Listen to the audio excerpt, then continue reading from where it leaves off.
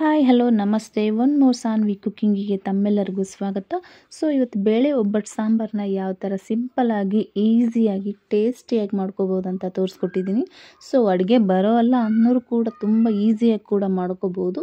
So ಅಷ್ಟು simple ಆಗಿದೆ. So ತಡ ಯಾಕೆ, ಅದಕ್ಕೆ ಮುಂಚೆ ಯಾರೆಲ್ಲ ನನ್ನ ಚಾನಲ್ ಸಬ್ಸ್ಕ್ರೈಬ್ ಮಾಡಿಲ್ವೋ ಪ್ಲೀಸ್ ಸಬ್ಸ್ಕ್ರೈಬ್ ಮಾಡಿ ಸಪೋರ್ಟ್ ಮಾಡಿ ಅಂತ ಕೇಳ್ಕೊಳ್ತಾ ಸೊ ಈ ವಿಡಿಯೋನ ಸ್ಟಾರ್ಟ್ ಮಾಡ್ತಾ ಇದ್ದೀನಿ. ಬನ್ನಿ. ಒಂದು ಲೋಟ ಬೇಳೆನ ಹಾಕಿ ಅದನ್ನು ಬೇಯಿಸಿ ಬಂದಿರುವಂತಹ ಕಟ್ಟನ್ನು ತಗೊಂಡು ಇಟ್ಕೊಂಡಿದ್ದೀನಿ. ಸೊ ಬೇಳೆನ ಬೇರ್ಪಡಿಸಿದ್ದೀನಿ. ಇನ್ನು ಮಸಾಲೆಗೆ ನಾನಿಲ್ಲಿ 2-3 ಅಷ್ಟು ಗಡ್ಡೆ ಬೆಳ್ಳುಳ್ಳಿನ ಸಿಪ್ಪೆ ಇಟ್ಕೊಂಡಿದ್ದೀನಿ. ಹಾಗೆ ಸ್ವಲ್ಪ ಕಲ್ಲುವು, ಒಂದು 5 ಲವಂಗ, 1 ಸ್ಪೂನಷ್ಟು ಜೀರಿಗೆ, 1 ಸ್ಪೂನಷ್ಟು ಮೆಂತೆಕಾಳು, ಹಾಗೆ ಸ್ವಲ್ಪ 1 ಇಂಚಷ್ಟು ಹಸಿಶುಂಠಿ, ಹಾಗೆ ಒಂದು 4 ಏಲಕ್ಕಿ, ಹಾಗೆ ಸ್ವಲ್ಪ ಒಣಮೆಣಸಿಕಾಯಿ, ಹಾಗೆ ಸ್ವಲ್ಪ ಚಕ್ಕೆ, 1 ಈರುಳ್ಳಿನ ಕಟ್ ಮಾಡಿ ಇಟ್ಕೊಂಡಿದ್ದೀನಿ. ಹಾಗೆ ಸ್ವಲ್ಪ ಒಣ ಕೊಬ್ಬರಿ ಆದರೂ ಹಾಕಿ, ಹಸಿ ಕೊಬ್ಬರಿ ಆದರೂ ಹಾಕಿ, ಇಲ್ಲಿ 1 ಈರುಳ್ಳಿ ಹಾಗೆ 4 ಟೊಮೊಟೊ ಕೂಡ ತೊಗೊಂಡಿದ್ದೀನಿ. 1 ಬೌಲಷ್ಟು ಬೇಯಿಸಿರುವಂಥ ಬೇಳೆನ ತೊಗೊಂಡಿದ್ದೀನಿ. ಹಾಗೆ 1 ನಿಂಬೆಹಣ್ಣು ಗಾತ್ರದಷ್ಟು ಹುಣಸೆ ಹಣ್ಣನ್ನು ನೆನೆ ಹಾಕಿದ್ದೀನಿ. ಸ್ವಲ್ಪ ಬೆಲ್ಲ ಕೂಡ ಹಾಕ್ತಾಯಿದ್ದೀನಿ. ಬೆಲ್ಲ ಬೇಕು ಅನ್ನೋರು ಹಾಕ್ಬೋದು, ಇಲ್ಲಾಂದ್ರೆ ಇಲ್ಲ. ಸೊ ಇಲ್ಲಿ ಒಗ್ಗರಣೆಗೆ 1 ಈರುಳ್ಳಿನ ಚಿಕ್ಕದಾಗಿ ಕಟ್ ಮಾಡಿ ಇಟ್ಕೊಂಡಿದ್ದೀನಿ. ಸಾಸಿವೆ, ಜೀರಿಗೆ, ಹಾಗೆ 2-3 ಒಣಮೆಣಸಿಕಾಯಿ, ಎಣ್ಣೆ, ಕರಿಬೇವು, ರುಚಿಗೆ ತಕ್ಕಷ್ಟು ಉಪ್ಪು. ಸೊ ಇಷ್ಟು ಐಟಮ್ನ ತೊಗೊಂಡಿದ್ದೀನಿ ನಾನು ಬೇಳೆ ಒಬ್ಬಟ್ಟು ಸಾಂಬಾರು ಮಾಡಲಿಕ್ಕೆ. ಇನ್ನು ತಡ ಏಕೆ, ಸ್ಟಾರ್ಟ್ ಮಾಡೋಣ ಬನ್ನಿ. ಸೊ ನಾನಿಲ್ಲಿ ಒಂದು ಕಡಾಯಿನ ಕಾಯಲಿಕ್ಕೆ ಇಟ್ಟಿದ್ದೀನಿ. ಸೊ ಅದು ಚೆನ್ನಾಗಿ ಕಾದ ನಂತರ ನಾನಿಲ್ಲಿ ಒಣ ಕೊಬ್ಬರಿಯನ್ನು ಹಾಕ್ಕೊಂಡು ಸ್ವಲ್ಪ ಬಿಸಿ ಮಾಡ್ಕೊತಾ ಇದ್ದೀನಿ. ಸೊ ಒಣ ಕೊಬ್ಬರಿ ಇಲ್ಲ ಅನ್ನೋರು ಹಸಿ ಕೊಬ್ಬರಿ ಕೂಡ ಹಾಕೋಬೋದು, ಏನು ತೊಂದರೆ ಇಲ್ಲ. ಸೊ ಇದನ್ನು ಚೆನ್ನಾಗಿ ಸ್ವಲ್ಪ ಬಿಸಿ ಮಾಡ್ಕೊತಾ ಇದ್ದೀನಿ. ಬಿಸಿ ಮಾಡಿಬಿಟ್ಟು ತೆಗ್ತಾ ಇದ್ದೀನಿ. ಹಾಗೆ ಇಲ್ಲಿ ನಾವು ತೊಗೊಂಡಿರುವಂತಹ ಒಣಮೆಣಸಿಕಾಯಿನ ಅದನ್ನು ಕೂಡ ಚೆನ್ನಾಗಿ ಬಿಸಿ ಮಾಡ್ಕೊಳ್ತಾ ಇದ್ದೀನಿ. ಚೆನ್ನಾಗಿ ಹುರ್ಕೋಬೇಕು ಇದನ್ನು. ಈಗ ಈರುಳ್ಳಿನ ಹಾಕೋತಾ ಇದ್ದೀನಿ. ಇದು ಕೂಡ ಅಷ್ಟೇ ಸ್ವಲ್ಪ ರೆಡ್ ಕಲರ್ ಬರೋವರೆಗೂ, ಕಲರ್ ಚೇಂಜ್ ಆಗೋವರೆಗೂ ಇದನ್ನು ಹುರ್ಕೋಬೇಕಾಗುತ್ತೆ.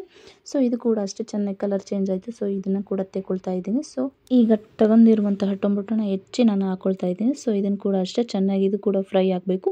ಸೊ ಈ ಥರ ಕಲರಿಗೆ ಬಂದಿದೆ ಸಾಕು, ಇಷ್ಟು ಫ್ರೈ ಆದರೆ. ಸೊ ಇದನ್ನು ಕೂಡ ತೆಗಿತಾ ಇದ್ದೀನಿ.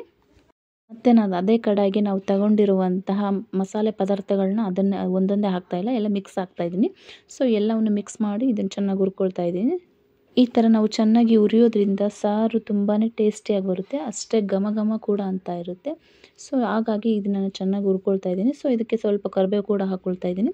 ಸೊ ಇಷ್ಟು ಮಸಾಲೆನ ಹುರಿದಿದ್ದಾಯಿತು. ಸೊ ಇದನ್ನು ನಾನು ಈಗ ಮಿಕ್ಸಿ ಮಾಡ್ಕೊತಾ ಇದ್ದೀನಿ ಸ್ವಲ್ಪ ತಣ್ಣಗಾದ ನಂತರ. ಸೊ ಎಲ್ಲವನ್ನು ಹಾಕಿ ಮಿಕ್ಸಿ ಮಾಡ್ಕೊತಾ ಇದ್ದೀನಿ. ಸೊ ಮಿಕ್ಸಿ ಮಾಡಿದ ನಂತರ ನಾನಿಲ್ಲಿ ಒಂದು ಪಾತ್ರೆಯನ್ನು ಕಾಯಲಿಕ್ಕೆ, ಪಾತ್ರೆ ಕಾದ ನಂತರ ನಾನಿಲ್ಲಿ 2-3 ಸ್ಪೂನಷ್ಟು ಎಣ್ಣೆನ ಹಾಕ್ತಾ ಇದ್ದೀನಿ. ಎಣ್ಣೆ ಹಾಕಿದ ನಂತರ ಸ್ವಲ್ಪ ಸಾಸಿವೆ, ಸ್ವಲ್ಪ ಜೀರಿಗೆ ತೊಗೊಂಡಿದ್ದಲ್ಲ ಅದನ್ನು ಕೂಡ ಹಾಕ್ತಾ ಇದ್ದೀನಿ. ಇದ್ರ ಜೊತೆಗೆ ಸ್ವಲ್ಪ ಕರಿಬೇವು ಕೂಡ ಹಾಕ್ತಾ ಇದ್ದೀನಿ. ಹಾಗೆ 1 ಈರುಳ್ಳಿ ಹೆಚ್ಚಿದಾಗಿ ಇಟ್ಕೊಂಡಿದ್ದಲ್ಲ ಅದನ್ನು ಕೂಡ ಹಾಕ್ತಾ ಇದ್ದೀನಿ. ಹಾಗೆ 2-3 ಒಣಮೆಣಸಿಕಾಯಿ ಕೂಡ ಹಾಕ್ತಾ ಇದ್ದೀನಿ. ಸೊ ಇಷ್ಟನ್ನು ಚೆನ್ನಾಗಿ ನಾವು ಫ್ರೈ ಮಾಡ್ಕೋಬೇಕಾಗುತ್ತೆ. ಬೇಕು ಅಂದರೆ ನೀವು ಇಂಗು ಕೂಡ ಹಾಕ್ಬೋದು. ಸೊ ಇಂಗು ಹಾಕೋದ್ರಿಂದ ಇನ್ನೂ ಟೇಸ್ಟ್ ಬರುತ್ತೆ. ಆದ ನಂತರ ನಾನು ಇಲ್ಲಿ ಬೇಳೆ ಕಟ್ಟನ್ನು ತೊಗೊಂಡಿದ್ದೀನಲ್ಲ ಅದನ್ನು ಹಾಕ್ತಾ ಇದ್ದೀನಿ. ಇದ್ರ ಜೊತೆಗೆ ನಾವು ಬೇಯಿಸಿರುವಂತಹ ಬೇಳೆ ಕೂಡ ಹಾಕ್ಕೋತಾ ಇದ್ದೀನಿ. ಸೊ ಇಷ್ಟನ್ನು ಹಾಕಿ ಈಗ ನಾವು ರುಬ್ಬಿದಂತಹ ಮಸಾಲೆ ಕೂಡ ಹಾಕ್ಕೊಳ್ತಾ ಇದ್ದೀನಿ. ಸೊ ಈ ಥರ ನುಣ್ಣಗೆ ಪೇಸ್ಟ್ ಆಗಿರಬೇಕು. ಸೊ ಈ ಮಸಾಲೆನ ನಾನೀಗ ಹಾಕ್ತಾ ಇದ್ದೀನಿ. ಸೊ ಹಾಕ್ಬಿಟ್ಟು ಚೆನ್ನಾಗಿ ಮಿಕ್ಸ್ ಮಾಡ್ಕೊಳ್ತಾ ಇದ್ದೀನಿ. ಈ ಥರ ಚೆನ್ನಾಗಿ ಮಿಕ್ಸ್ ಮಾಡ್ಕೋಬೇಕಾಗುತ್ತೆ. ಸೊ ಚೆನ್ನಾಗಿ ಮಿಕ್ಸ್ ಮಾಡಿಕೊಂಡು ಈ ಉಳಿದಿರುವಂತಹ ಪದಾರ್ಥಗಳನ್ನ ನಾನು ಹಾಕ್ತಾ ಇದ್ದೀನಿ. ಸೊ ಇಲ್ಲಿ ಹುಣಸೆಹಣ್ಣನ್ನು ನೆನೆ ಇಟ್ಟಿದ್ನಲ್ಲ ಅದನ್ನು ಚೆನ್ನಾಗಿ ಕಿವುಚ್ಬಿಟ್ಟು ಅದರ ರಸ ಕೂಡ ಹಾಕ್ಕೊಳ್ತಾ ಇದ್ದೀನಿ. ಸೊ ಹುಣಸೆಹಣ್ಣು ಹಾಕೋದ್ರಿಂದ ಸಾರು ತುಂಬಾ ಟೇಸ್ಟಿಯಾಗಿ ಬರುತ್ತೆ. ಸೊ ಹುಳಿಯಾಗಿ ಉಪ್ಪು ಖಾರ ತುಂಬಾ ಟೇಸ್ಟಿಯಾಗಿ ಬರುತ್ತೆ. ಇದರ ಜೊತೆಗೆ ನಾನು ಬೆಲ್ಲ ಕೂಡ ಹಾಕ್ಕೊಳ್ತಾ ಇದ್ದೀನಿ. ಸೊ ಹಾಗೆ ರುಚಿಗೆ ತಕ್ಕಷ್ಟು ಉಪ್ಪನ್ನು ಹಾಕ್ತಾ ಇದ್ದೀನಿ. ಸೊ ಉಪ್ಪು ಹಾಕಿದ ನಂತರ ನಿಮಗೆ ನೀರು ಎಷ್ಟು ಬೇಕೋ ಅಷ್ಟನ್ನು ಹಾಕಿ. ಸೊ ನನಗಿಲ್ಲಿ ಎಷ್ಟು ಬೇಕೋ ಅಷ್ಟು ನೀರನ್ನು ಹಾಕ್ಕೊಳ್ತಾ ಇದ್ದೀನಿ. ಸೊ ಇಷ್ಟು ನೀರನ್ನು ಹಾಕ್ಕೊಂಡಿದ್ದೀನಿ.